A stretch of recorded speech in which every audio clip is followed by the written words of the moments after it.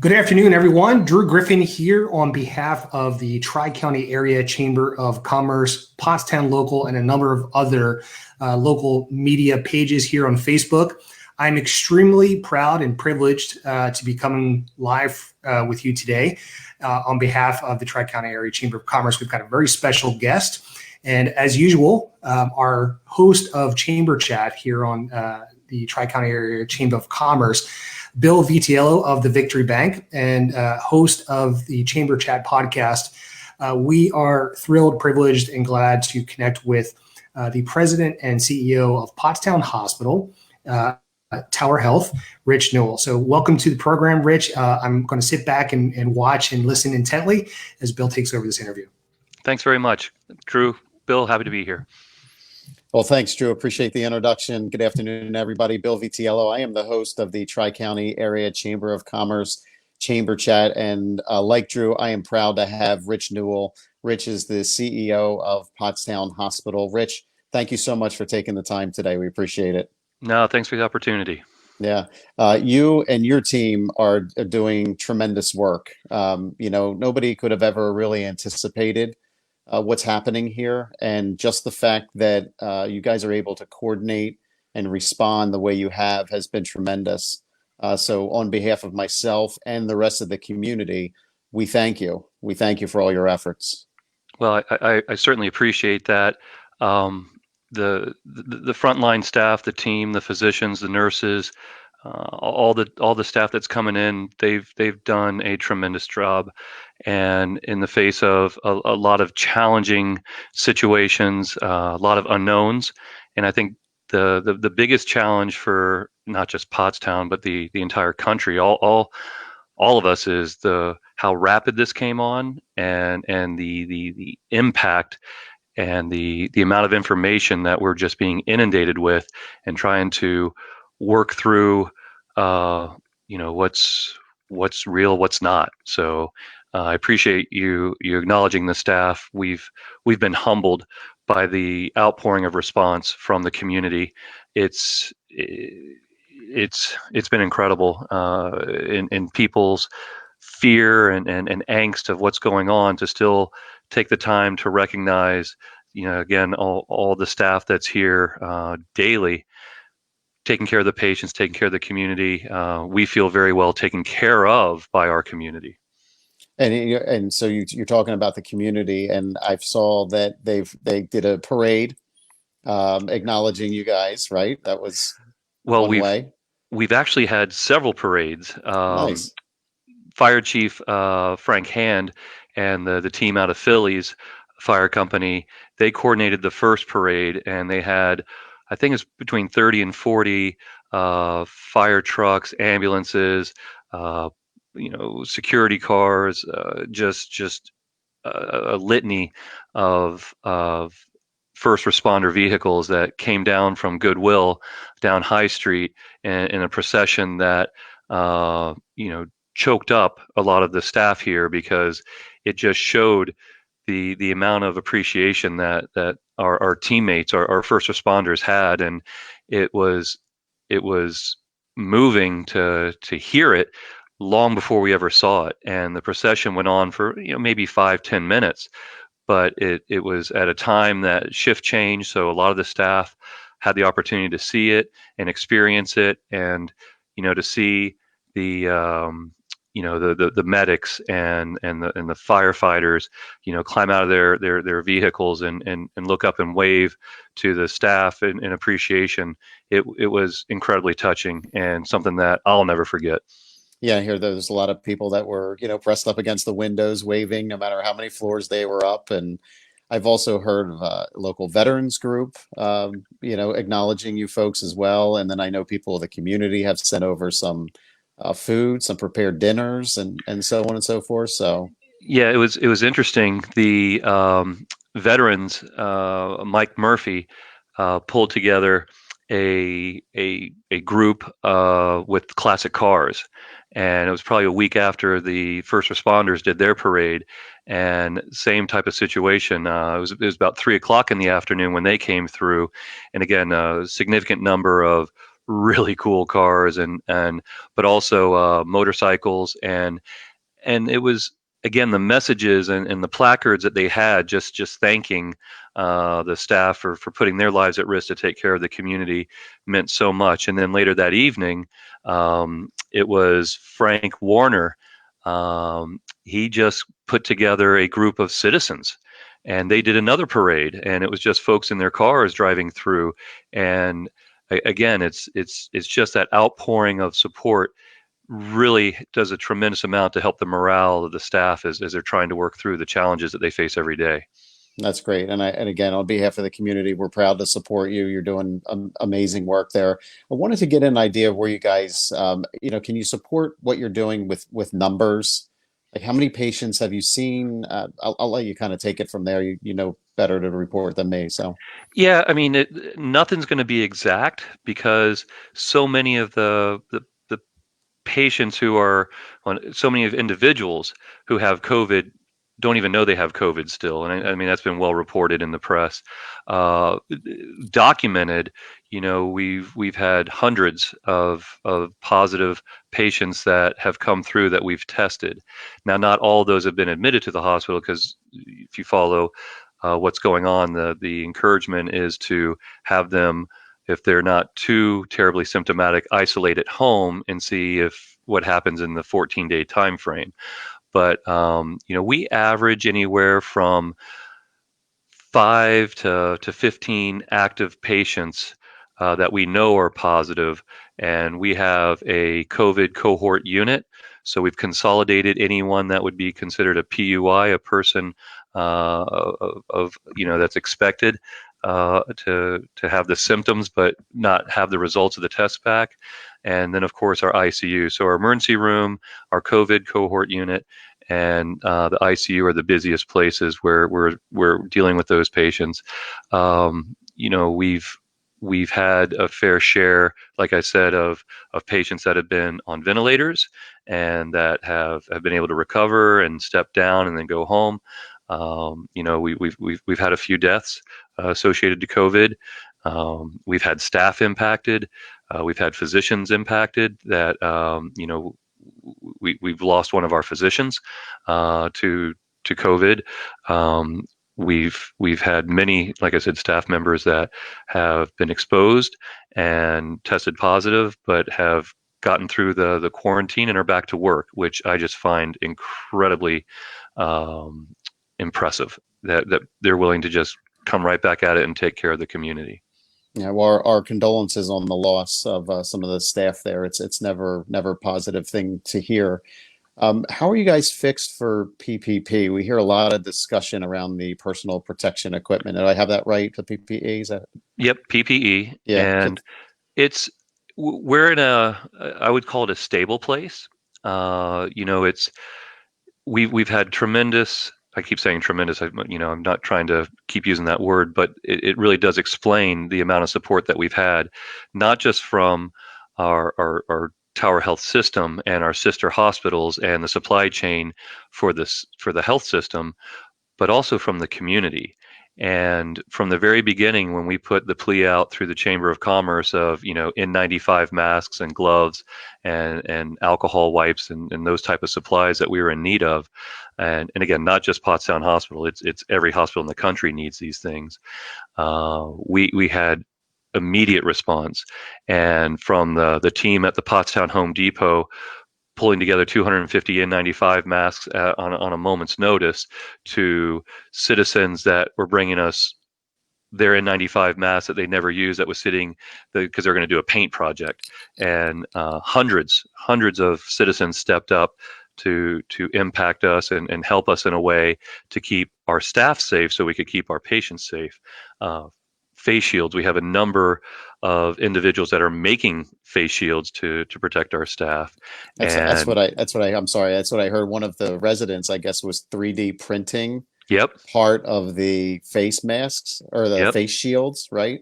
Mm-hmm. So I thought that Yep. was great. Just again, another way the community's helping support.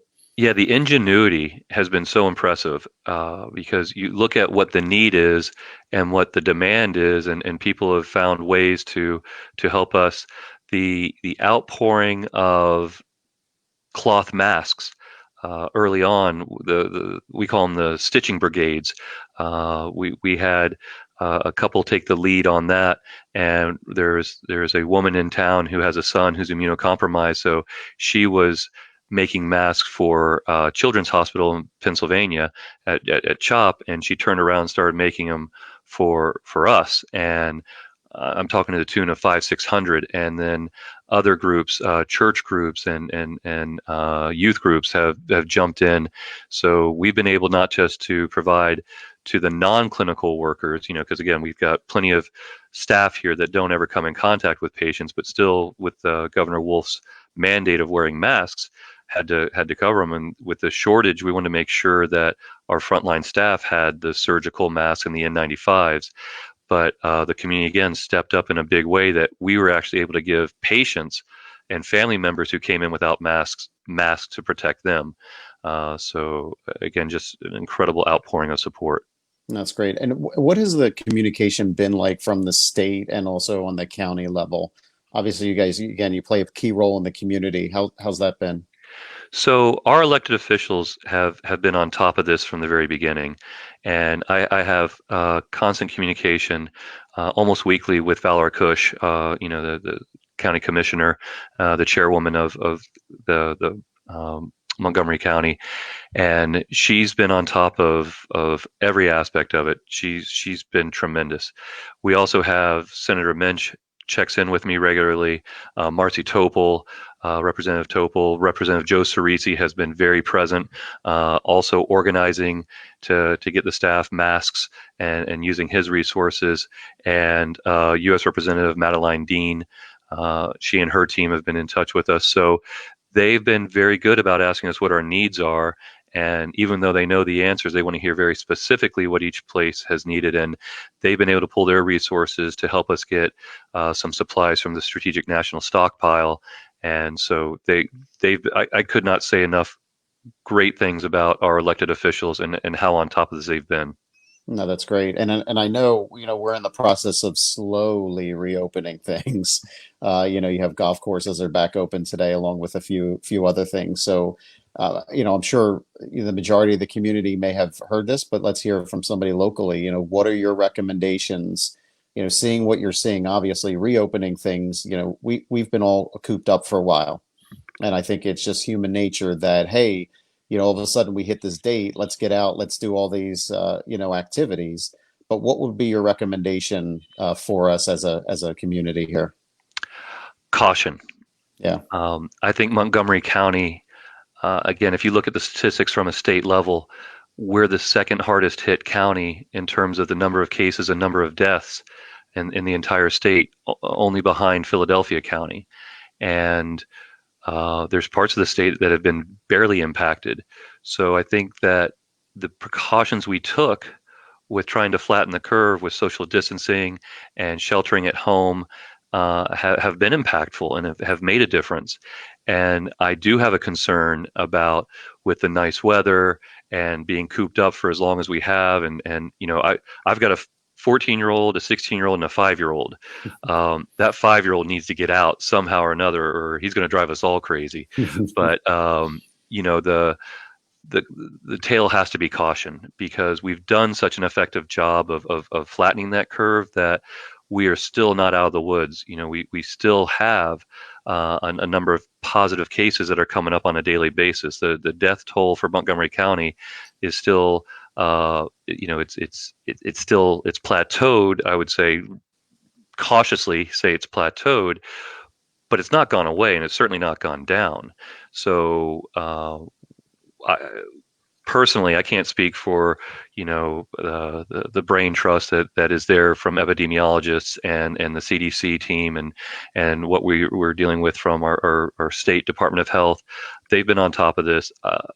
I'm like Valar Cush's words, where she said, "We're not out of the woods yet. We're making progress, but it's up to each individual to maintain that progress and not put themselves and others at risk by trying to jump out too soon and try to get back to normal." Because I think normal is a relative term these days. Yeah. No one knows what normal is going to be like next week, next month, next year. So I think I would still profess caution, but also we need to kind of get over the unnecessary fear. One of my biggest concerns is the number of reports that we hear on a national level, state level, county level of people that are fearful to come into the hospital or go to seek medical care at an urgent care or anywhere because of their fear of getting COVID, and the risk and the actual occurrences of people dying at home. Um, there are enough precautions in place that if you are sick, you need to seek help. You can follow telemedicine opportunities, but certainly our emergency rooms are open. The urgent cares are open. Many of the physician offices are open. Don't make foolish mistakes out of fear to push things back. We're here to care for folks. We've never stopped doing emergent surgeries. We've put off the elective surgeries, but every day we're doing surgeries here, and those patients are doing well and recovering and making it back home. Our emergency room is open. We're still have patients coming through on a daily basis, and we've got the precautions in place that our staff are masked and gloved and face shields, and each room is terminally cleaned, and the EMS teams don't come in past the threshold. We take over there. So if you need care, please seek it, because that's what we're here for. That's what we do. Yeah, and I think I think you described that perfectly. Was caution, right? I mean, I got several invitations to do things over the weekend, and I just said, I think I'm just going to hang out. I've already been hanging out for 6 weeks. What's another weekend more? Only because I would anticipate there's going to be a lot of people out. So caution is a good way to put that. Just use the proper precautions where we're wearing face masks out in public and wearing gloves and taking the opportunity to sanitize the surfaces we touch and our hands and that sort of thing. So yeah. And I'm a firm believer in wearing the masks. I've took it off so you could hear me, but I mean, I wear a mask here every day, and I'm not in direct patient contact. So it's more of an opportunity, because I am in an environment where COVID is present, that I'm protecting others from me, because even though I don't have symptoms, I feel fine. My pulse oximetry is fine. I don't have a fever. I don't have a cough. I don't have shortness of breath. But there's many people walking around with COVID that have none of the symptoms either. So when I'm wearing my mask, it's to protect those I'm coming in contact from me. And because again, you just don't know. The uncertainty of this virus is where the insidious nature comes from. Yeah, well said. And we'll wrap things up here in a couple minutes. We'll bring Drew back in. But before we go, is there anything else you'd like to share with the community? Again, we appreciate you taking the time and want to be respectful of that. But if there's anything else you want to share, by all means.